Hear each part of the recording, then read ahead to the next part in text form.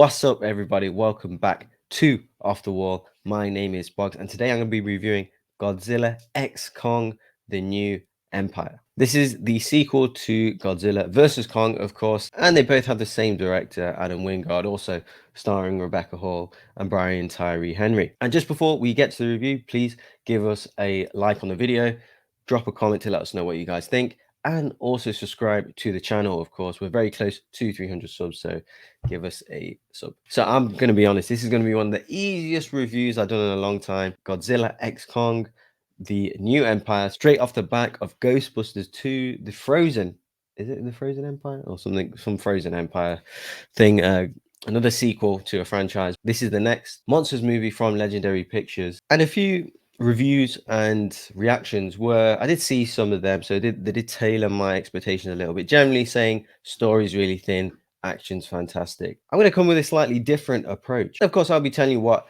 I liked, I didn't like, and generally I do throw up a kind of spoiler warning, but really, guys, it's Godzilla versus Kong.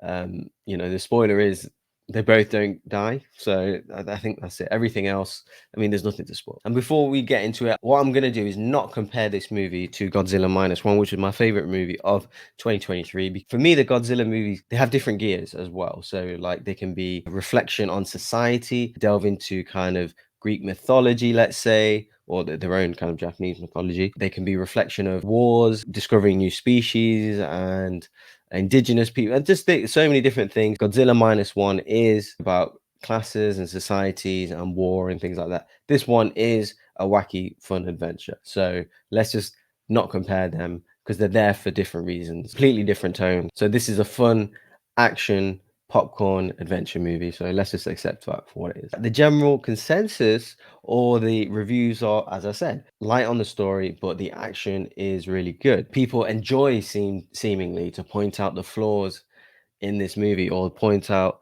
the plot conveniences or suspension of disbelief, such as, oh, I can't believe this thing happened in the movie. You're watching a movie about Godzilla and Kong teaming up together to take on other monsters. Obviously, things aren't going to match up. You're gonna have to suspend your disbelief to another level. And the clues in the title, guys, is Godzilla X Kong. It doesn't even make sense. So there's things in the story and the plot that things are not going to make sense and match up.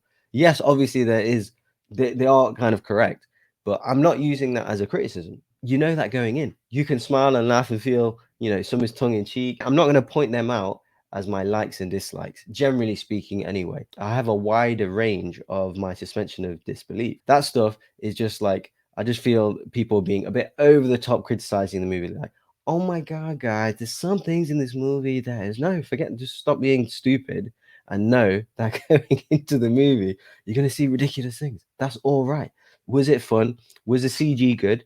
How was the score? What was the relationship like? That these things are fine. Don't point out that, oh look, there's a Infinity Gauntlet hand right next to Kong just as he needs it, and that's been there for X amount of years. Yes, we know. Do you get what I'm trying to say? And generally, yeah, the movie was focused on Kong more. We understand that his species is quite sociable, feeling lonely, and we see throughout the movie he mixes with more of his kind and things like that. And it's really interesting to see the creativity that they do behind Kong in particular, because there's so many scenes with Kong and there's no dialogue, obviously.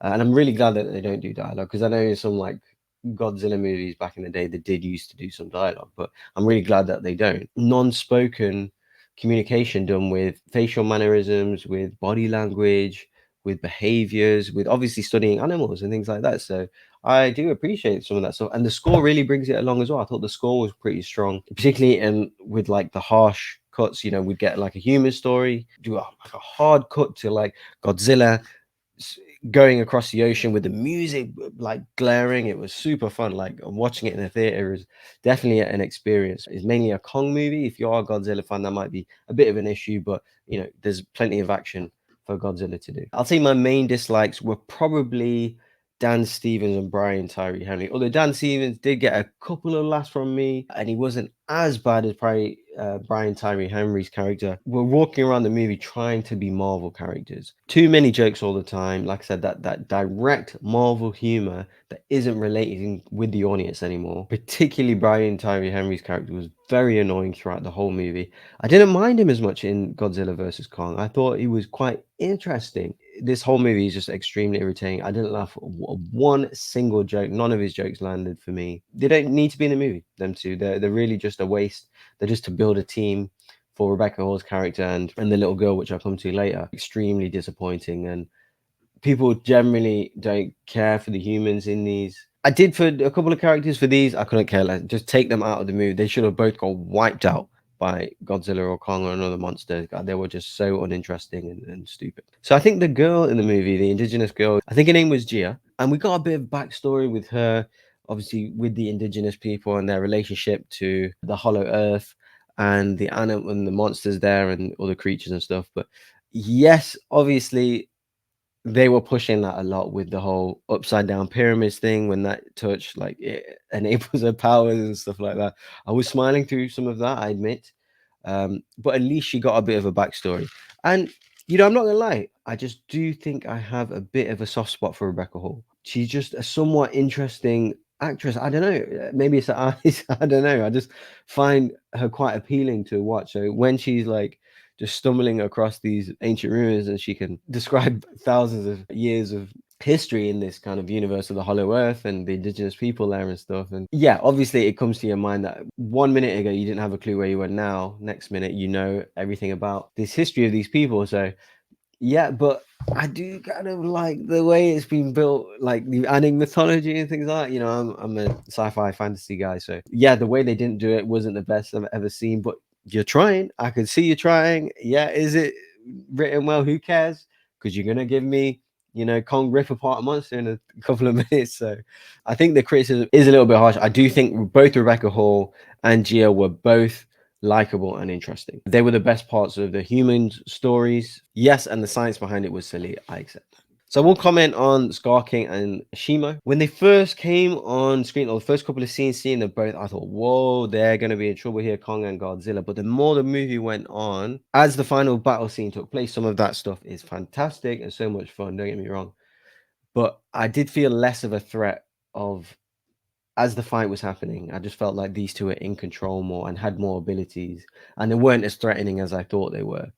So yeah, Scar King throughout the movie was at the beginning was interesting, and Shima. I thought, wow, how are they gonna such a cool power as well to have with the whole frozen frost, whatever you call it thing.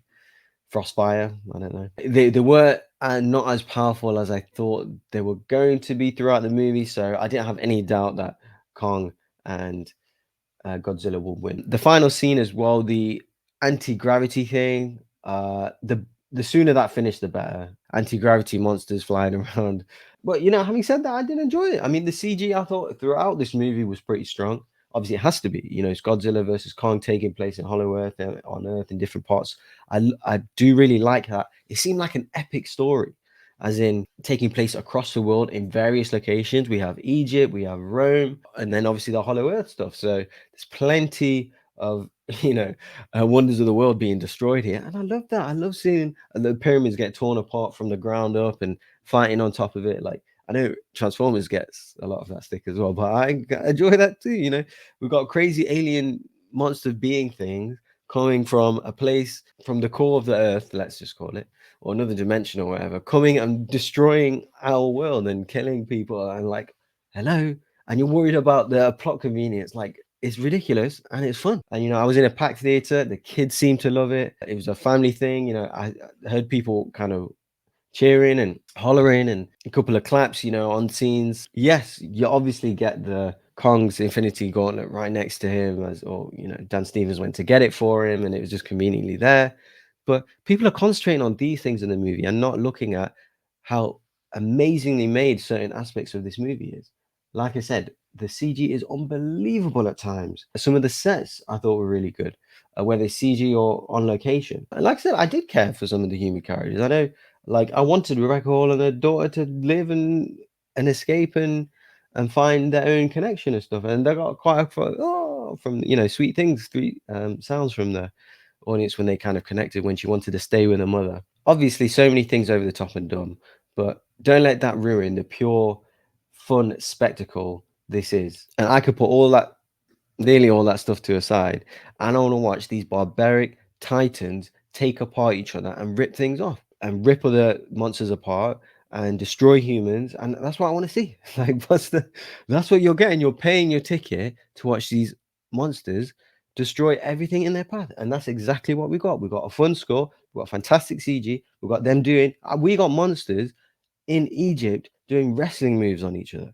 What's not to like? Yeah, and I like the way we got to see more Hollow Earth. Like, humans hadn't explored certain aspects of it, leave space for obviously other movies and us to find more about the Hollow Earth. They could just bring, oh, like there's this other being or the monsters here that come and want to take over Kong. And I like that, spawning new movies and other creatures and monsters. Yeah, I kind of liked the crystal thing that used to control Shima, because Shima is such a strong and powerful being. Like, how could you control that? So I guess a magic crystal used by Vice Caregiver.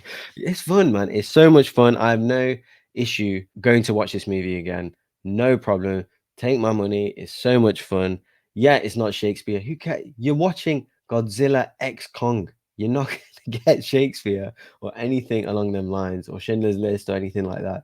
I find it funny that you can't switch your gears. That's the narrative coming out of the movie. Not that it's well made and it's so much fun. It's family friendly and it's fantastic action in it. It's not that it's you have to turn your brain off. And no, it's just enjoy it for what it is. It's not an arty, independent, thought-provoking movie. It's just accept it. It's got a dumb name. Just go and have dumb fun and enjoy your stuff. Stop being so problematic. Stop being so judgmental about it. Just go and enjoy it. I have to enjoy that. Some of the action could give you a headache for all I know, but I don't care. I enjoyed it. I recommend it. What do you guys think in the comments below? I thought it was so much fun. So as I said before, like the video, drop us a comment, let us know what you think of the movie, and give us a sub, of course, and we'll catch you guys on the next one.